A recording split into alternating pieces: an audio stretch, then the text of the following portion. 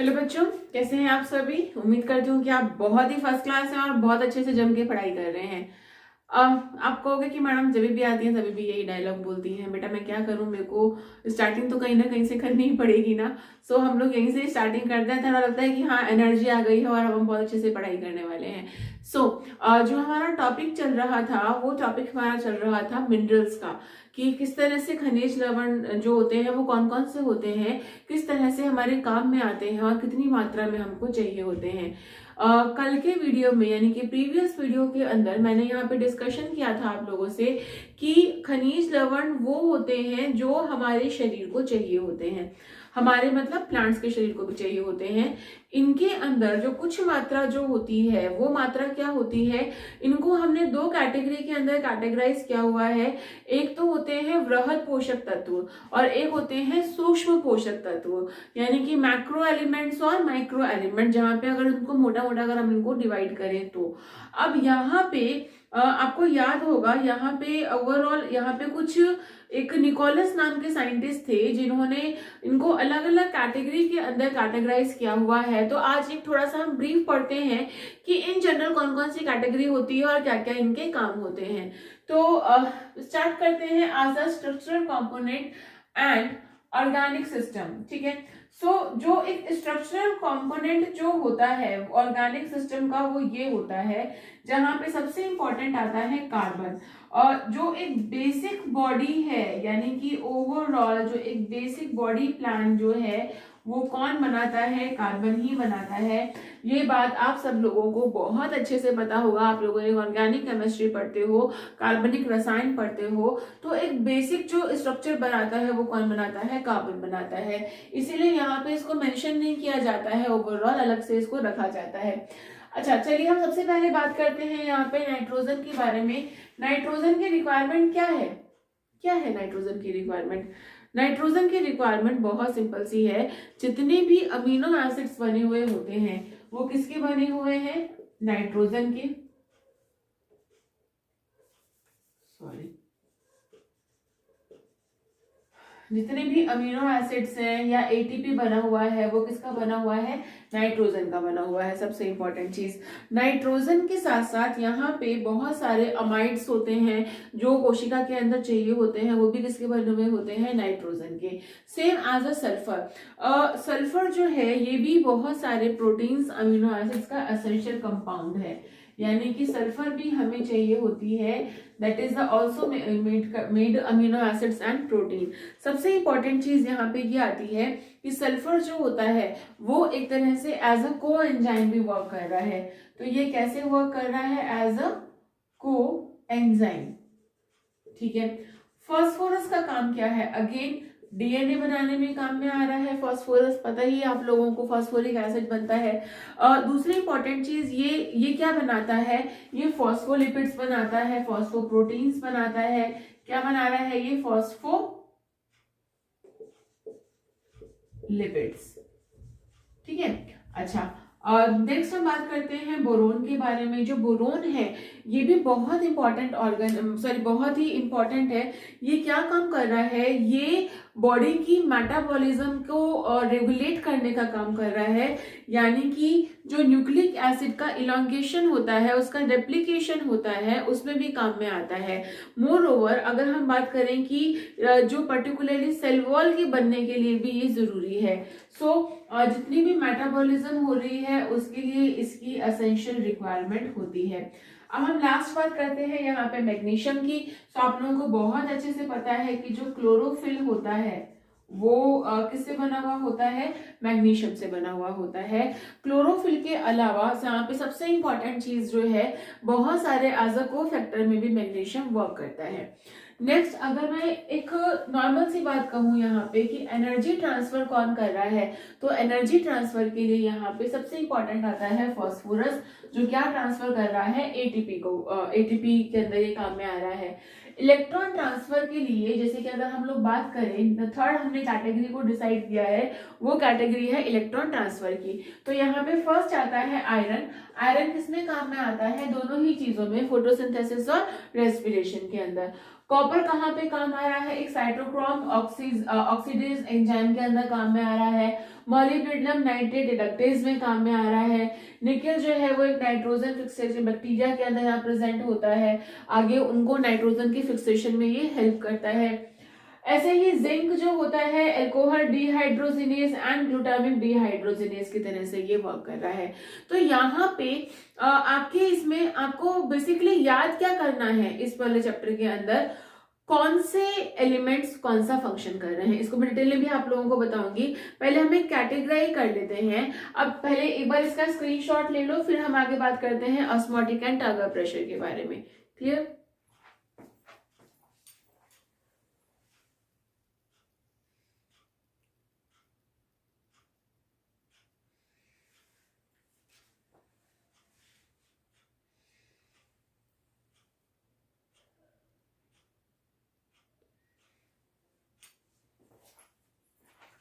ये क्लास तो आप लोगों ने उसका स्क्रीनशॉट ले लिया होगा। अब हम बात करते हैं ऑस्मोटिक एंड टर्गर प्रेशर के बारे में, यानी कि ओपी एंड टीपी। अपन लोगों ने पहले वाले चैप्टर के अंदर बहुत अच्छे से पढ़ा है कि ओपी क्या है और टीपी क्या है। तो यहाँ पे सबसे इंपॉर्टेंट चीज यहाँ पे कौन आते हैं, अगर हम लोग बात करें कि सबसे इंपॉर्टेंट आता है यहाँ पे पोटेशियम। ठीक है, पोटेशियम बहुत ही अच्छे से ऑस्मोटिक प्रेशर को रेगुलेट करता है, नियंत्रित करता है, यानी कि उसको मेंटेनेंस में लेके आता है। जो भी अपना ऑस्मोटिक प्रेशर है, टर्गर प्रेशर है, उसको एक मेंटेनेंस में लेके आता है।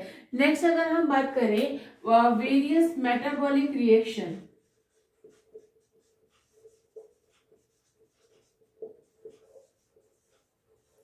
अब वेरियस मेटाबॉलिक रिएक्शंस क्या क्या होती हैं। अब ये अलग अलग टाइप की रिएक्शंस हो सकती हैं, जैसे कि अगर मैं आप लोगों से बात करूं कि मैग्नीज हो गया, कैल्शियम हो गया या क्लोराइड हो गया। आपको पता है कि जब फोटोसिंथेसिस होता है, फोटोसिंथेसिस के अंदर, चलो ये बताओ कि फोटोसिंथेसिस की स्टार्टिंग कहाँ से होती है, बताइए? जल अपघटन से, यानी कि हाइड्रोलाइसिस से। ठीक है, तो यानी कि जब H2O का ब्रेक डाउन होता है और ये H+ इलेक्ट्रॉन और ऑक्सीजन के अंदर यहाँ पे ये रिलीज होता है, तो ये पूरा प्रोसेस कराने के लिए यहाँ पे 3 आयंस बहुत जरूरी होते हैं। एक तो हो गया आपका मैग्नीज, एक हो गया आपका कैल्शियम और दूसरा हो गया आपका क्लोराइड आयन। तो अभी हम यहाँ पे यही बात कर रहे हैं कि कौन कौन से आयन जरूरी हैं। देखो बेटा, एक बहुत नॉर्मल सी चीज है, फोटोसिंथेसिस के अंदर यहाँ पे एनर्जी ट्रैप हुई क्लोरोफिल के अंदर, साथ में बहुत सारे एसेसरी पिगमेंट्स भी हैं। अब आप कहोगे कि मैडम जो हाइड्रोलाइसिस हुआ है वो तो किसने किया है, एनर्जी ने किया है ना, बट उसको इंड्यूस किसने कराया है? वहां पे देखो कुछ चीजें होती हैं जिसको हम को एंजाइम्स या को फैक्टर्स बोलते हैं, जिनका होना बहुत जरूरी है किसी भी एक मेटाबॉलिक रिएक्शन के लिए। तो ये उसी तरह से ये वर्क कर रहे हैं। मैं ये नहीं कह रही कि इसके बाद हाइड्रोलाइसिस होगा ही नहीं, होगा, बट उसका जो अमाउंट होगा वो क्या हो जाएगा, स्लो हो जाएगा। तो जल अपघटन करने के लिए फोटोसिंथेसिस में यहाँ पे इसका बहुत जरूरी है। और आप सबको पता है कि प्रकाशिक अभिक्रिया के अंदर जो जल अपघटन होता है, सबसे सबसे सबसे ज्यादा यहाँ पे क्या जरूरी है, जल अपघटन जरूरी है। नेक्स्ट हम लोग बात करते हैं यहाँ पे कि जो कैल्शियम जो होता है, ठीक है, इसको मैं यहाँ पे लिख रही हूँ, कैल्शियम जो होता है, कैल्शियम प्लस जो होता है, ये एक तरह का मैसेंजर की तरह से वर्क करता है, यानी कि संदेश वाहक की तरह से वर्क करता है। जहां पे भी कोई प्रॉब्लम आ रही है या मेटाबॉलिक रेगुलेशन करना है, ठीक है, यहाँ पे मेटाबॉलिक रेगुलेशन का काम कौन कर रहा है, कैल्शियम कर रहा है। तो यहाँ पे इसका और का क्या काम हो गया, मेटाबॉलिक रेगुलेशन का। क्लियर? तो कैल्शियम का काम क्या हो गया, मेटाबॉलिक रेगुलेशन का। इसके साथ साथ अगर हम बात करें नाइट्रोजन, सॉरी, इसके बाद बात करें अगर हम लोग सोडियम के बारे में, Na, ठीक है, सोडियम एक ऐसा एलिमेंट है जो कि सेल को बहुत जरूरी चाहिए। ये क्या करता है कि ये पोटेशियम को रिप्लेस करता है। और दूसरी इंपॉर्टेंट चीज यहाँ पे जो CAM प्लांट्स होते हैं, कैम प्लांट्स जो होते हैं, जहाँ पे C4 साइकिल होता है, ध्यान रखना, जहाँ पे जो पायरुविक एसिड से आगे जाके मैलेट बनता है और मैलेट से आगे जाके कार्बन डाइऑक्साइड रिलीज होता है, किसके अंदर, C4 प्लांट के अंदर, जहाँ पे कैम पाथवे होता है C4 प्लांट्स के अंदर, तो वहां पे इस सोडियम की बहुत ज्यादा रिक्वायरमेंट होती है, क्योंकि यहाँ पे इसी की प्रेजेंस में क्या हो रहा है कि आगे जाके मैलेट कन्वर्ट हो जाता है, वहां पे CO2 जो होती है वो रिमूव हो जाती है और पायरुविक एसिड जो होता है वो रिमूव हो जाता है। किसके प्रेजेंस में हो रहा है? ये प्रेजेंस हो रही है सोडियम की। नेक्स्ट हम बात करते हैं यहाँ पे मैग्नीशियम के बारे में। मैग्नीशियम जो है वो भी एक तरह का बहुत इंपॉर्टेंट को फैक्टर होता है। मैग्नीशियम क्या है? एक तरह का बहुत इंपॉर्टेंट को फैक्टर है जो बहुत तरह के एंजाइम्स के अंदर वर्क कर रहा है। अच्छा, तो यहाँ पे मैंने आप लोगों को बहुत सारे आयंस के बारे में बताया। अब अगर जैसे कि Cu, As और Hg, ठीक है, और यहाँ पे अगर हम बात करें टॉक्सिक इफेक्ट के बारे में,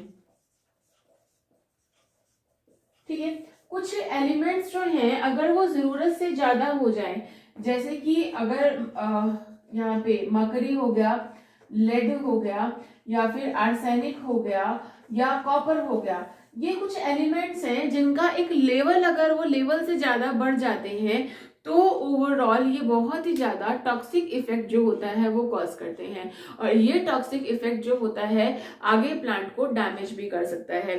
अब यहीं पे ही एक टर्म आती है, इसको बोलते हैं बायोरेमेडिएशन। जानते हो क्या होता है बायोरेमेडिएशन? नहीं जानते? चलो एक बार इसको देख लो, स्क्रीनशॉट ले लो, फिर एक बार डिस्कस करती हूँ बायोरेमेडिएशन क्या होता है।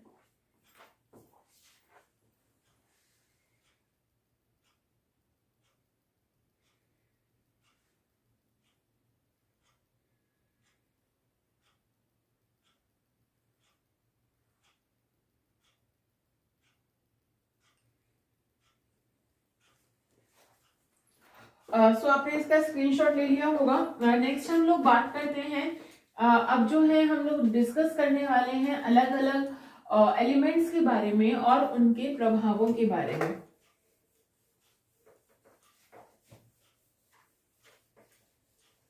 यस क्लास, अब हम डिस्कशन करने वाले हैं अलग अलग एलिमेंट्स का, उनका रोल क्या है, किस तरह से वो काम में आते हैं, या उनका इफेक्ट क्या होता है। चलिए, मैंने जब आपसे कहा था कि स्क्रीनशॉट ले लेना, उससे पहले मैंने एक टर्म यहाँ पे यूज करी थी जिसको हम बोलते हैं बायोरेमेडिएशन। बायोरेमेडिएशन क्या होता है समझना है इस चीज को। ये टर्म मैं यहाँ पे क्यों बता रही हूँ, आप लोगों को कहोगे मैडम कोर्स में तो है नहीं, जबरदस्ती का आप बता रहे हो।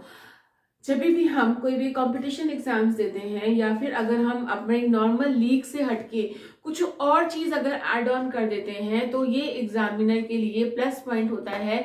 उसको ये पता चल जाता है कि yes you are in a good, you are in a good way, good way नहीं, good way, you are in a good way, और आपका जो नॉलेज है वो थोड़ा सा और ज्यादा है। सो बायोरेमेडिएशन का मतलब क्या होता है, कई बार ऐसा होता है कि पोल्यूशन की वजह से हमारी जो अर्थ है, हमारी जो सॉइल है, उस सॉइल के अंदर बहुत सारे टॉक्सिक एलिमेंट्स आ जाते हैं, जैसे कि आर्सेनिक हो गया, लेड हो गया, मरकरी हो गया। और इन टॉक्सिक एलिमेंट्स को अगर कुछ प्लांट्स ऐसे होते हैं जो उस टॉक्सिक एलिमेंट को वो अपनी मेटाबॉलिज्म के अंदर यूज कर लेते हैं, और जब प्लांट्स इन टॉक्सिक एलिमेंट्स को अपनी मेटाबॉलिज्म के अंदर यूज कर लेते हैं तो नेचुरल सी बात है कि वो अर्थ से उसको रिमूव कर देते हैं। तो अगर एक पर्टिकुलरली एरिया है जहां से मुझे उसका इफेक्ट खत्म करना है, उस पर्टिकुलर चीजों का इफेक्ट खत्म करना है, तो हम लोग क्या करते हैं, यहाँ पे बायोरेमेडिएशन करते हैं। इस तरह के प्लांट्स को हम लोग लगाते हैं जो नेचुरली, अगर हम लोग बात करें, जो नेचुरल क्लीनिंग एजेंट हैं, जो क्या काम कर रहे हैं, नेचुरली क्लियर कर रहे हैं, नेचुरली यहाँ पे ओवरऑल क्या कर रहे हैं कि एक तरह की क्लीनिंग कर रहे हैं। सो आपको समझ में आई ये वाली बात, ठीक है। चलिए, तो अब यहाँ पे मैं आज एक छोटा सा बता देती हूँ कि नाइट्रोजन से स्टार्टिंग करेंगे हम लोग।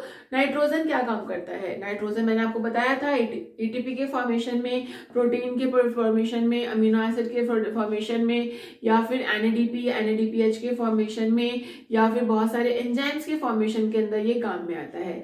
दूसरी इंपॉर्टेंट चीज, नाइट्रोजन फिक्सेशन के लिए काम में आता है। तीसरी इंपॉर्टेंट चीज, इसका अगर डेफिशिएंसी हो जाए तो क्या होगा, यहाँ पे फ्लावरिंग रुक जाती है प्लांट्स की, फ्लावरिंग नहीं होती है। दूसरी इंपॉर्टेंट चीज, यहाँ पे क्लोरोसिस हो जाता है, यानी कि प्रॉपर क्लोरोफिल का डेवलपमेंट जो है वो नहीं हो पाता है। तो चलिए कल से स्टार्ट करते हैं, एक एक एलिमेंट उठाएंगे और धीरे धीरे पढ़ेंगे हर एक एलिमेंट के बारे में और उनकी डेफिशिएंसी के बारे में। तो कल से हम ये टॉपिक डिस्कस करते हैं, तब तक के लिए keep smiling. Thank you so much for watching.